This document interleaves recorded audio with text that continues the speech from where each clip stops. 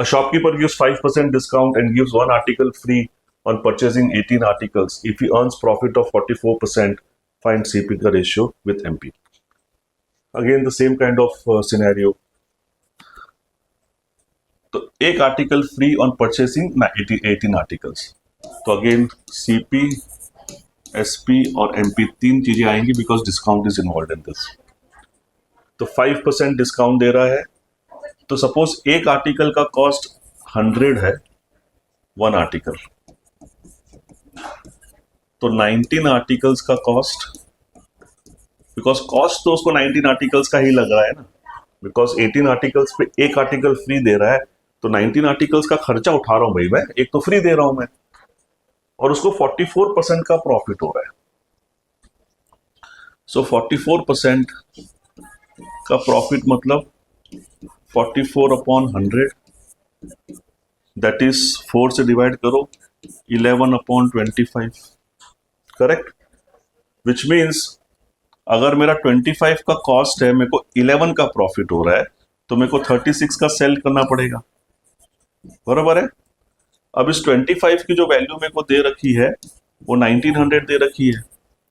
सो 36 की वैल्यू कितनी आ जाएगी? 36 अपॉन 25 इंटू 19 इंटू 100. तो ये 4 से चला जाएगा. राइट. सो मेरी जो SP है वो आ गई 36 इंटू 19 इंटू 4. बट ये SP मेरी आई है किसकी? 18 आर्टिकल्स की, बिकॉज सेलिंग सिर्फ 18 आर्टिकल्स ही हुआ है, एक आर्टिकल फ्री दे रखी है. Right. Now this price is come after 5% discount? Yes or no? Because it is mentioned after 5% discount. Which means this 36 into 19 into 4 is representing 95% of your mark price because of 5% discount दिया हुआ है. Correct? 19 कुछ 5 से जाएगा है ना. 19 5 जा 5 4 595. So this will get cut by 5.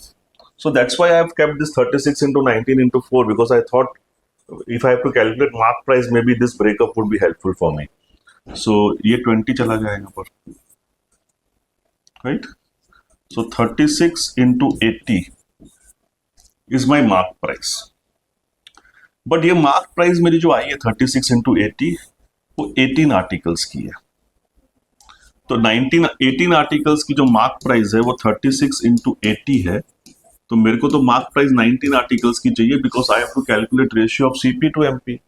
या तो मैं 19 आर्टिकल्स का मार्क प्राइस निकालूं, या तो मैं 18 आर्टिकल्स का CP निकाल लूं. दोनों में से कुछ भी कर लूं, बट आई थिंक यहाँ पर मेरे को समझ में आ रहा है कि दैट विल बी बेटर. सो 19 का कितना होगा? 19 अपॉन 18 इंटू 36 इंटू 80. ये 2 से कट जाएगा. So 19 into 2 into 80 is the mark price for the 19 articles, and CP for 19 articles is 1900. So CP upon MP is 1900 upon mark price is how much? 19 into 2 into 80. So ये 0 से 0 cut गया, ये 19 से 19 cut गया, ये 4 है, sorry ये 5 है, ये 4 से कट गया. तो ratio is 5 upon 8. CP to MP is 5 upon 8. Clear. Again 100 एक आर्टिकल का मैंने CP 100 लिया, 19 आर्टिकल्स का 1900. 44% प्रॉफिट होना चाहिए था, तो मैंने SP निकाल लिया बाय फ्रैक्शन मेथड. फिर मैंने को SP है विच रिप्रेजेंट्स 95% ऑफ MP. मेरे को 18 आर्टिकल्स का MP मिला, बिकॉज कॉस्ट 19 आर्टिकल्स का है, लेकिन पर सेलिंग 18 आर्टिकल्स का ही हुआ है, एक आर्टिकल फ्री दी गई थी. तो MP मेरे को 18 आर्टिकल्स का मिला, उससे मैंने 19 आर्टिकल्स का MP निकाल लिया, और CP अपॉन MP का रेशियो पूछा, कर लिया, 5/8 आ गया. ओके. यहाँ पर we really don't need the actual values, because यहाँ सब परसेंटेजेस में दिया है, तो we can assume 100 and that's what we did.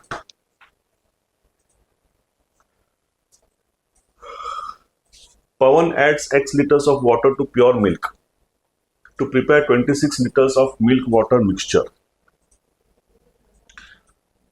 He sells the mixture at 10% higher than original cost price in rupees per liter. He earns 43% profit. If he adds X liters of water to 30 liters of pure milk and sells the mixture at original cost price of milk, then what is the profit of this transaction? So obviously वो initially कितना पानी मिला रहा है वो देखना पड़ेगा. So actually इसका मिक्सचर का क्वांटिटी कितना था?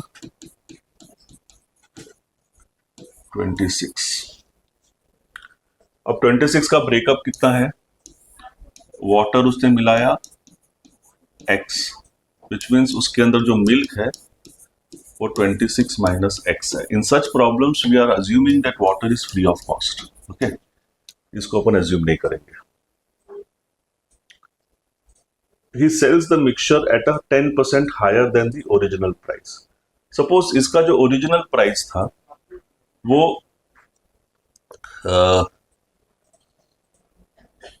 100 rupees per liter, for example, the original price of the milk, which means the total price of the milk originally, cost of the milk would be 100 into 26 minus x, है ना, quantity into this price. But now he's selling it at 10% price than the original cost. तो selling price कितना होगा? He's selling 26 liters because actually he's selling 26. Cost तो मेरे को 26 minus x पे ही लग रहा है because water free था, लेकिन selling में 26 liters कर रहा हूँ. And how much I'm charging? 10% higher. That is 100 का मैं 110 charge कर रहा हूँ. तो my SP is 26 into 110. अब ये मेरे को CP मिला और ये मेरे को SP मिल गया. अब इन दोनों में प्रॉफिट कितना है? 43% का, which means 26 into 110 minus 26 into 100 plus 100x. I am simply this minus this I am doing upon my original cost, which is 100 into 26 minus x into 100 is given as 43%, right? This is what is I've been given. The profit upon original cost into 100 is 43%. That's what I've been given. Now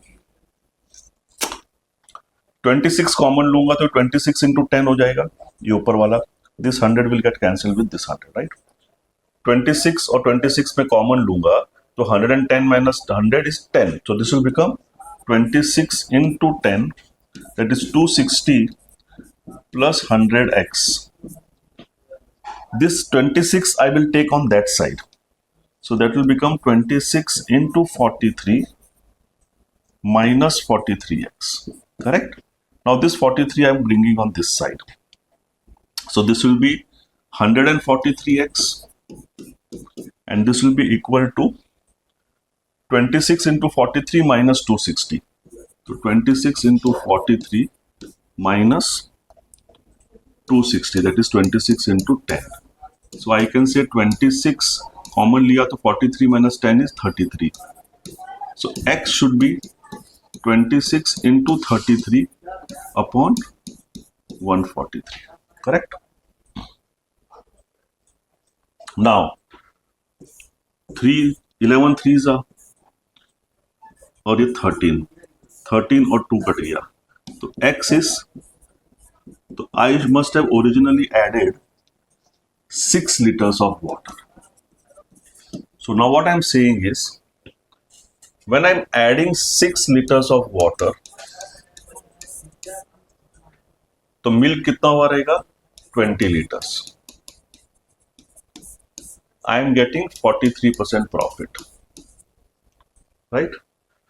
Now what they are saying is, I want to add X liters of water. That is, X is 6 only. So 30 liters of pure milk. What would be my profit? So simple, I will do cross multiplication. 30 upon 20 into 43. 0 से 0 cut गया. So